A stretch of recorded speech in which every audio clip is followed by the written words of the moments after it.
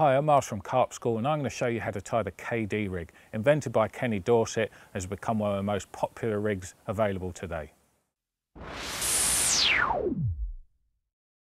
So to start the KD rig, we need to create a loop in the end of this coated braid to mount the bait onto the hair. So we're going to remove some of the plastic coatings to create a supple section. Depending on how much supple section you want exposed will depend on how much you take off here, but I'll take it off 20 centimetres or so. That's a good starting point. As you tie more of these rigs, you'll work out what you feel is best. So we're going to tie a nice neat little loop in the end, like so, just with a simple overhand knot. Doesn't need any strength, it's just holding your bait on. Trim that off nice and neatly, like so. Okay, we're using a pop-up. It's important that this is a buoyant bait. Make sure you go through, right through the middle, not off at an angle. Slip that on. When you pull the needle out of pop-ups, try not to tear them out and break the end of the bait there. It allows more water in, and that will affect the buoyancy and therefore your presentation. So just come out nice and gently. We'll trim that off, like so. Okay, next step is to take a hook. A curved shank hook is certainly the one to use for this rig. There's a number of manufacturers out there that make hooks like this. It's got a straight point, a nice sweeping curve to the shank, but that really is important for the mechanics of this rig. We're going to tie a knotless knot. So again, we'll poke the tag end through the back of the eye going towards the point and pull the hook link through until we get to the exposed braid section, and we can adjust how long the hair is. About 1.5 centimetres from the eye of the hook, possibly 2 centimetres, like so.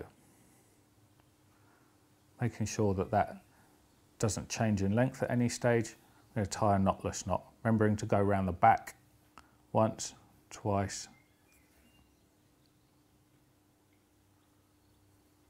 3 times, 4, 5, 6.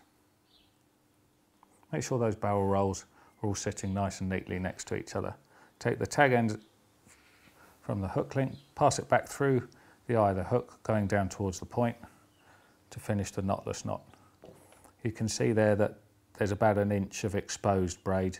I feel that's important for the hook to be able to move and twist in the right way for this rig to work.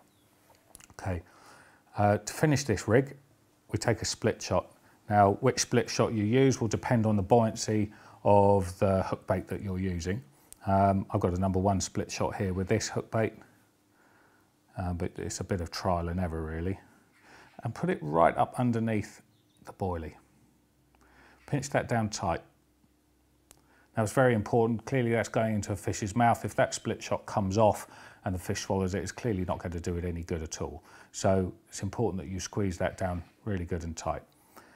What you need to happen, what you're looking for is for the hook to lay flat on the lake bed and the split shot to be sitting on the lake bed. You don't want the split shot to be sitting up like so.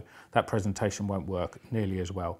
So the split shot lays on the bottom with the hook laying flat like so, and an exposed section of plastic coated braid, probably about 1 inch works. Now, what also helps this rig work is to have a good lump of putty. Some of this tungsten putty, a number of companies make it. Just roll a lump of it and squeeze some of that some way down the hook link. Not too far. As the fish sucks in the bait, you can see there how the hook just automatically hangs down, looking to catch in the bottom lip of the fish, and you can see exactly why it's so effective. Having that piece of putty there also adds to the effectiveness of this rig. Okay, so there it is, the ever popular KD rig. Very, very popular on a lot of lakes around the country and in Europe. Nice and simple to tie, and certainly one well worth trying yourself. So there you have it, the KD rig.